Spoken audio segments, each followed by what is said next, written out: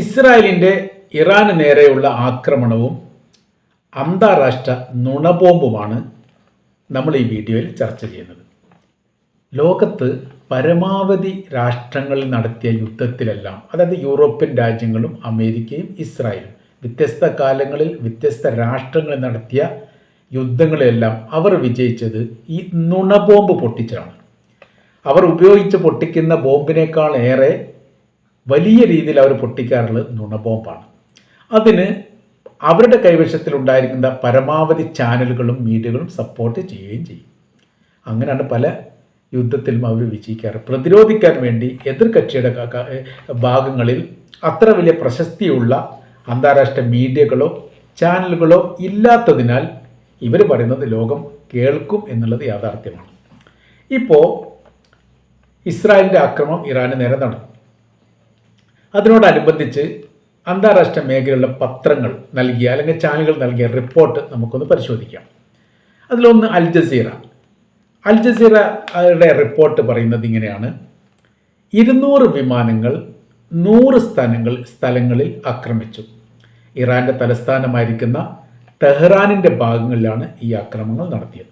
Senior Iran കമാൻഡറും nuclear ശാസ്ത്രജ്ഞനും കൊല്ലപ്പെട്ടു.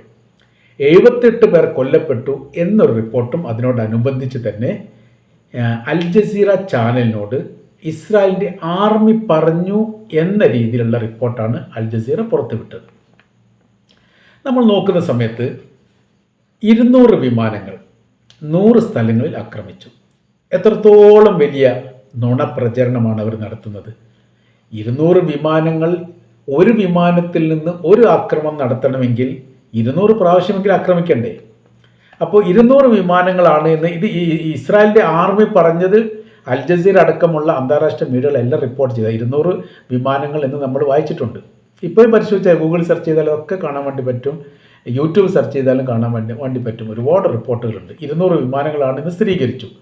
100 സ്ഥലങ്ങളിലാണ് ആക്രമണം നടത്തിയെന്ന് സ്ഥിരീകരിച്ചു. അങ്ങനെയാണെങ്കിൽ 100 വിമാനത്തിന് 100 വിമാനം അകമ്പടി പോയി എന്ന് പറയാനേ പറ്റും. പിറകിപ്പോയി 100 വിമാനം ആക്രമിച്ചു. ഒരു പ്രാവശ്യമായിരിക്കും അങ്ങനെയാണെങ്കിൽ ഒരു വിമാനത്തെ ആക്രമണം നടത്തിയത് എന്നാണ് നമ്മൾ മനസ്സിലാക്കേണ്ടത്. അപ്പോൾ നമ്മൾ ഈ സംഭവം നടന്നതെല്ലാം ഇസ്രായേൽ തലസ്ഥാനമായിരിക്കുന്ന തെഹ്റാനിനോട് ചേർന്നുള്ള പ്രദേശത്ത് മാത്രമാണ്. അതെല്ലാം ഈ റിപ്പോർട്ടിൽ പറയുന്നുണ്ട്. ഒരുപാട് ദൂരത്തോട്ടൊന്നും പോയിട്ടില്ല. തെഹ്റാൻ എന്ന് പറയുന്ന നഗരം 30 കിലോമീറ്റർ ചുറ്റളവാണ്. ആ ചുറ്റളവിൻ്റെ പ്രദേശത്താണ് ഈ പറയപ്പെട്ട ആക്രമണമൊക്കെ ഉണ്ടായത്.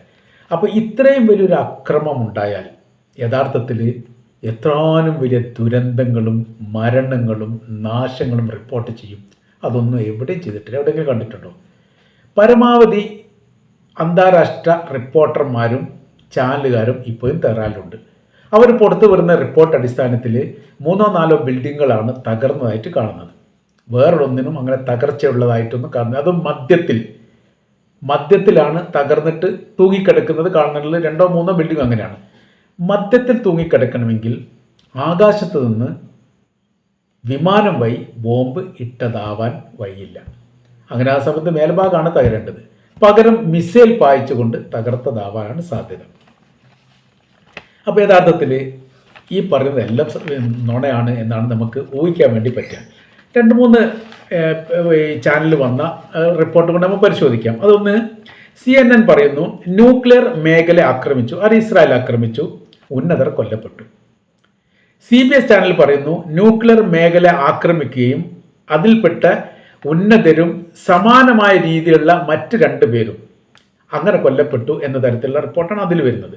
AP പറയുന്നത് ന്യൂക്ലിയർ സൈറ്റ് ആക്രമിച്ചു, ടോപ്പ് ജനറൽ കമാൻഡർ കൊല്ലപ്പെട്ടു. അപ്പോൾ ഈ ന്യൂക്ലിയർ മേഖലയിൽ ആകെയുള്ള ഒരാൾ എന്ന് പറയുന്നത് ഈ പറയപ്പെട്ട ന്യൂക്ലിയർ കമാൻഡർ മാത്രമാണ്. അതല്ലെങ്കിൽ ഈ മേഖല കേന്ദ്രീകരിച്ചുകൊണ്ട് ആക്രമണം നടത്തിയാൽ ആ മേഖലയിലുള്ള ഈ ന്യൂക്ലിയർ ഫെസിലിറ്റിയുമായിട്ട് ബന്ധപ്പെട്ട കാര്യത്തിന് വലിയ നാശനഷ്ടങ്ങളൊക്കെ ഉണ്ടാവില്ലേ? അതൊന്നും ഇവർ റിപ്പോർട്ട് ചെയ്യുന്നില്ല. ഇത്രയും വലിയ ആക്രമണം ഉണ്ടായിട്ട് ഒരു സൈനിക കമാൻഡർ, ഒരു ശാസ്ത്രജ്ഞന് അല്ലെങ്കിൽ ഒറ്റപ്പെട്ട 1-2 ആൾക്കാർ മരണപ്പെട്ടു എന്ന് മാത്രമേ പറയുന്നു. അക്രമം ഇസ്രായേൽ പറയുന്നു 200 വിമാനങ്ങൾ 100 തവണ 100 മേഖലയിൽ അതിശക്തമായിരിക്കുന്ന ആക്രമണം. എന്നിട്ട് അനന്തരഫലം ക്രോഡീകരിച്ചുകൊണ്ട് ഒരു ചാനൽ റിപ്പോർട്ട് ചെയ്യുന്നില്ല, ഒരു ചാനലും പറയുന്നില്ല. കേരളത്തിലെ ചാലെടുത്ത് പരിശോധിക്കുകയാണെങ്കിൽ വലിയ ആക്രമണം നടത്തി നിരന്തരമായിരിക്കുന്ന ആക്രമണം 200 വിമാനങ്ങൾ ആക്രമണം നടത്തിക്കുകയാണ്. യഥാർത്ഥത്തിൽ 30 കിലോമീറ്റർ ചുറ്റളവുള്ള തെഹ്റാൻ എന്ന് പറയുന്ന നഗരം പോലും ഉണ്ടാവില്ല. അത്രയും ശക്തമായിരിക്കുന്ന ആക്രമണമായിരിക്കും ഉണ്ടാവുക. ഇനി നമ്മുടെ ഇവർ പറയുന്നത് ന്യൂക്ലിയർ റിയാക്ടറുമായിട്ട് ബന്ധപ്പെട്ട മേഖല ആക്രമിച്ചു എന്ന് പറയുന്നു. അതിൽ പറയുന്നതാണ് തെഹ്റാനിനോട് ചേർന്നുള്ള ന്യൂക്ലിയർ റിയാക്ടറുമായിട്ട് ബന്ധപ്പെട്ട മേഖല ആക്രമിച്ചു. നമ്മൾ ChatGPT ഈ വിഷയം സെർച്ച് ചെയ്ത് കഴിഞ്ഞാൽ അത് കൃത്യമായിരിക്കുന്ന വിവരം അതിൽ പറയുന്നുണ്ട്. അത് ഗവേഷണ മേഖലയുമായിട്ട് ബന്ധപ്പെട്ട ഈ പറയപ്പെട്ട ആണവ റിയാക്ടർ എന്നതിനെക്കുറിച്ചുള്ള കാര്യങ്ങൾ പറയുന്നത് ആണവ റിയാക്ടറുമായിട്ട് ബന്ധപ്പെട്ടതല്ല എന്ന് ChatGPT കൃത്യമായ രീതിയിൽ അതിൻ്റെ തെളിവ് ഉദ്ധരിച്ചുകൊണ്ട് പറയുന്നു. അത് സെർച്ച് ചെയ്ത് നോക്കിയാൽ അത് അറിയാൻ വേണ്ടി കഴിഞ്ഞിട്ട് പറ്റും. അവർ പറയുന്നു ഗവേഷണ ആണവ റിയാക്ടറാണ് തെഹ്റാനിലുള്ളത്. ഗവേഷണം നടത്താൻ വേണ്ടിയിട്ടുള്ള ആണവ റിയാക്ടർ ഈ പറയപ്പെട്ടതല്ല. എന്നാൽ അതിൻ്റെ ഉപയോഗത്തെ പറ്റി പറയുന്നു ശാസ്ത്ര ഗവേഷണം, ഐസോട്ടോപ്പ് ഉൽപ്പാദനം, ചികിത്സാ രീതി, ഇതേക്കുറിച്ചുള്ള പരിശോധനയും പഠനവും നടത്തുക. അതാണ് ഇവിടെ ഉദ്ദേശിക്കുന്നത്. വൈദ്യുതി ഉൽപ്പാദന പ്രവർത്തനം അല്ല എന്ന് പ്രത്യേകം പറയുന്നത്. വൈദ്യുതി ഉൽപ്പാദിപ്പിക്കുന്ന സമയത്ത് ഈ പറയപ്പെട്ട റിയാക്ടർ കുറച്ചും കൂടി ആക്റ്റീവായിട്ട് കുറച്ചുകൂടി സ്ട്രോങ് ആയിരിക്കുന്ന സംവിധാനം ഉണ്ടാവും. അതുപോലും ഇല്ല എന്ന് പറയുന്നു. 1967 അമേരിക്കയുടെ സഹായത്തോടു കൂടിയാണ് ഇവ നിർമ്മിച്ചത്. ആ നിർമ്മിച്ച മേഖലയാണ് ഇവർ തകർത്തു അല്ലെങ്കിൽ തരിപ്പണമാക്കിയെന്നൊക്കെ പറയുന്നത്. അങ്ങനെ ആണവ റിയാക്ടർ തരിപ്പണമാക്കിയെന്നൊക്കെ പറഞ്ഞാൽ അതിൻ്റെ ദുരന്തം, അതിനോട് ചേർന്നിട്ടുള്ള ദുരന്തവും അതിൻ്റെ ഭവിഷ്യത്തും എഴുതിയാൽ അവസാനിക്കാത്ത അത്ര ഉണ്ടാവും. അത്രയും വലിയ മരണങ്ങൾ റിപ്പോർട്ട് ചെയ്യും. ആ മേഖലയിലുള്ള സർവ്വ ജീവജാലങ്ങൾക്കും നാശം വരും. അങ്ങനത്തെ കുറേ വിഷയങ്ങളുണ്ട് അതിലൊന്നും എന്തുണ്ടായിട്ടില്ല, അങ്ങനത്തെ ഒന്നും ഒരു സംഭവം ഉണ്ടായിട്ടില്ല. അപ്പം ഞാൻ മനസ്സിലാക്കിയെടുത്തോളം ഇവിടെ നടന്നിരിക്കുന്ന പ്രധാനമായിരിക്കുന്ന കാര്യമെന്ന് പറയുന്നത് ഈ ഹമാസിൻ്റെ നേതാവ് ഇസ്മായിൽ ഖാനിയ തെഹ്റാനിൽ വെച്ച് കൊല്ലപ്പെട്ടത് എങ്ങനെയാണ്? അത് ഇസ്രായേലിൽ നിന്നുള്ള ആക്രമണമൊന്നുമല്ല, ഇറാനിൽ വെച്ച് തന്നെയാണ് ആക്രമണം നടത്തിയത്. അത് ഒറ്റ കൊടുത്തതെന്നുള്ളത് പിന്നെ അതിൻ്റെ റിപ്പോർട്ടൊക്കെ പുറത്തു വന്നതാണ്.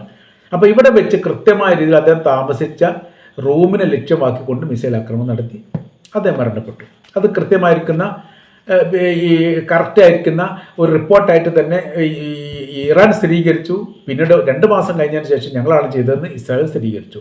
സമാനമായിരിക്കുന്ന സംഭവം ഇവർ താമസിക്കുന്ന സീനിയർ ഇറാൻ്റെ കമാൻഡർമാരും ന്യൂക്ലിയർ ശാസ്ത്രജ്ഞരൊക്കെ താമസിക്കുന്ന മേഖല കേന്ദ്രീകരിച്ചുകൊണ്ട് ഇവർ മിസൈൽ ആക്രമണം നടത്തി ലക്ഷ്യം കണ്ടു, അവർ മരിച്ചു. ഇതാണ് യഥാർത്ഥത്തിൽ കാര്യം എന്ന് പറയുന്നത്. വിമാനത്തിൻ്റെ മേലിൽ നിന്ന് തായ് ഭാഗത്തേക്ക് ബോംബ് സ്ഫോടനം നടത്തിക്കഴിഞ്ഞാൽ ബിൽഡിങ്ങിൻ്റെ മേൽഭാഗമാണ് തകർന്ന് ഇരുന്ന് പോവുക. വലിയ രീതിയിലുള്ള താഴ്ചയും ഗർത്തങ്ങളും ഉണ്ടാവും. അതുപോലെ ലെബനാനിനെ ആക്രമിച്ചിരുന്നു ഇസ്രായേൽ ലെബനാൻ ആക്രമിച്ച് അവിടെ ഹിസ്ബുള്ള ഗ്രൂപ്പിൻ്റെ മേധാവിയെ കൊലപ്പെടുത്തി എന്ന് പറഞ്ഞ സമയത്ത് അവർ വിമാനത്തിൽ വെച്ച് അതിശക്തമായിരിക്കുന്ന ബോംബ് സ്ഫോടനം നടത്തുകയും ഏകദേശം 1/2 കിലോമീറ്റർ ഒക്കെ പറയുന്നുണ്ട്, നല്ലൊരു മീറ്റർ താഴ്ചയിലേക്ക് അത് താഴ്ന്നു പോവുകയും ചെയ്തു. ഭൂഖണ്ഡേതര മിസൈൽ ആണ് ഉപയോഗിച്ചത്. അതിന് 2ാമത്തെ 4ാമത്തെ താഴ്ചയിൽ ഇവർ മീറ്റ് നടക്കുന്നതിൻ്റെ ഇടയിലേക്ക് ഈ ബോംബ് സ്ഫോടനം നടത്തി അത് പൊട്ടിച്ചെതറി ഒരുപാട് ആൾക്കാർ മരണപ്പെട്ടു നമുക്കറിയാം. അവിടെ ഗർത്തങ്ങൾ പിന്നീട് റിപ്പോർട്ട് ചെയ്തു. ആ ഗർത്തങ്ങളിൽ ഈ ബിൽഡിങ്ങിൻ്റെ ഭാഗങ്ങളൊക്കെ തകർന്ന് വീണത് റിപ്പോർട്ട് ചെയ്തു. നമ്മളതൊക്കെ വീഡിയോകൾ കണ്ടതാണ്, ഇപ്പോൾ സെർച്ച് ചെയ്താൽ കാണാൻ വേണ്ടി പറ്റുന്നതാണ്. എന്നാൽ ഇറാനിൽ അങ്ങനത്തെ ഒരു സംഭവം ഉണ്ടായിട്ടില്ല. ഇറാൻ ഈ പറയപ്പെട്ട 200 വിമാനം എന്ത് പണിയാണ് പിന്നെ അവിടെ എടുത്തത്? 100 സ്ഥലങ്ങൾ ബോംബിട്ടെന്ന് പറയാം. എവിടെ അവർ ഇട്ടിട്ടെങ്കിൽ അതിൻ്റെ ആഘാതങ്ങൾ എവിടെ? അതുമായിട്ട് ബന്ധപ്പെട്ട മരണങ്ങളും ഒരുപാട് നാശങ്ങളുണ്ടാവില്ല. നാശം ഉണ്ടാകാൻ വേണ്ടിയിട്ടല്ല, പക്ഷേ ഒരു റിപ്പോർട്ട് കാര്യങ്ങൾ പുറത്ത് വിടുന്ന സമയത്ത് അതിനെക്കുറിച്ച് വിവരങ്ങൾ പറയുമ്പോൾ എവിടെയെങ്കിലും കൊള്ളിക്കുന്ന രീതി പറയണ്ടേ? ആ മാതിരി അന്താരാഷ്ട്ര നുണയാണ് യഥാർത്ഥത്തിൽ ഇസ്രായേൽ പൊട്ടിച്ചിരിക്കുന്നത്. അവിടെ നടത്തിയത് ബിൽഡിങ്ങിന് നേരെ മിസൈൽ പാഞ്ഞിട്ടുണ്ട്. അത് ഇവർ താമസിക്കുന്ന മേഖല ഏതാണ് എന്നുള്ളത് കൃത്യമായ രീതിയിൽ ഇസ്രായേൽ മനസ്സിലാക്കിയത് അവിടെ ചാരന്മാർ പ്രവർത്തിച്ചിട്ടുണ്ടാവാം. എന്നിട്ട് ഈ ബോംബ് കാര്യങ്ങളൊക്കെ വന്നത് അല്ലെങ്കിൽ മിസൈൽ കാര്യങ്ങളൊക്കെ വന്നത് ഇറാനിൽ വെച്ച് തന്നെ ആവാം. അതല്ലെങ്കിൽ ഏതെങ്കിലും അറബ് രാജ്യത്തു നിന്നാണോ വന്നത് എന്നുള്ളത് പരിശോധിക്കുക. ഇറാഖിൻ്റെ വ്യോമമേഖല അടച്ചിട്ടുണ്ട് എന്നുള്ളതും അതിലൂടെയാണ് ഇവർ പറഞ്ഞത് എന്ന തരത്തിലുള്ള 2 റിപ്പോർട്ടും വരുന്നുണ്ട്. നമുക്ക് സ്ഥിരീകരിക്കാനൊന്നും ആയിട്ടില്ല. ഔദ്യോഗികമായ സ്ഥിരീകരണ വിഷയമായിട്ട് ബന്ധപ്പെട്ട് ഉണ്ടായിട്ടുമില്ല. അപ്പോൾ യഥാർത്ഥത്തിൽ ഇങ്ങനെയൊക്കെയാണ് അതിൻ്റെ സംഭവങ്ങൾ. അപ്പോൾ അവിടെ ഈ പറയപ്പെട്ട 200 വിമാനങ്ങൾ പറന്നിട്ടില്ല. 100 വിമാനങ്ങൾ ബോംബ് സ്ഫോടനം നടത്തിയിട്ടില്ല. അതിൻ്റെ ആഘാതങ്ങളും നാശങ്ങളും അവിടെ ഉണ്ടായിട്ടില്ല. പിന്നീട് വിമാനത്തിൽ ആക്രമണം നടത്തിക്കൊണ്ട് തീപിടുത്തവുമായി ബന്ധപ്പെട്ട കാര്യങ്ങളൊക്കെ വരുന്നുണ്ട്. തീപിടുത്തം ഒരു ബിൽഡിങ്ങിലേക്ക് ബോംബ് വീണാൽ അല്ലെങ്കിൽ മിസൈൽ വീണാൽ തീർച്ചയായിട്ടും തീപിടുത്തം ഉണ്ടാവും. അപ്പോൾ ഈ പറയപ്പെട്ട രീതിയിൽ ഒന്നും ഇത്രയും വലിയ ആഘാതപരമായിരിക്കുന്ന ഞെട്ടിപ്പിക്കുന്ന സംഭവങ്ങൾ ഉണ്ടായിട്ട് അവർക്കുണ്ടാക്കിയിരുന്ന നാശത്തെക്കുറിച്ച് കൃത്യമായ രീതിയിൽ പറയാൻ ഇസ്രായേലിന് പോലും സാധിക്കുന്നില്ല എന്നുള്ളതാണ് ഇതിൻ്റെ യാഥാർത്ഥ്യം. പിന്നീട് വിമാനം പറന്നിട്ടുണ്ടെങ്കിൽ അവർ റഡാർ സംവിധാനത്തെ തകർത്തുകൊണ്ട് എങ്ങനെ പറക്കാൻ സാധിച്ചു എന്നതിനെക്കുറിച്ചുള്ള അന്വേഷണം ഇറാൻ നടത്തുന്നുണ്ട്. രണ്ടാമത് അവർ നടത്തുന്ന കാര്യം എന്ന് പറഞ്ഞാൽ ഏതെങ്കിലും അറബ് രാജ്യത്തു നിന്നാണോ ഈ പറയപ്പെട്ട വിമാനങ്ങൾ പൊന്തിയിട്ടുണ്ടെങ്കിൽ പൊന്തിയത് എന്നതിനെക്കുറിച്ചുള്ള അന്വേഷണം അവർ നടത്തുന്നുണ്ട്. അതിന് 2 രീതി അതേക്കുറിച്ച് പറയുന്നുണ്ട്. ഈ റഡാർ സംവിധാനത്തിൻ്റെ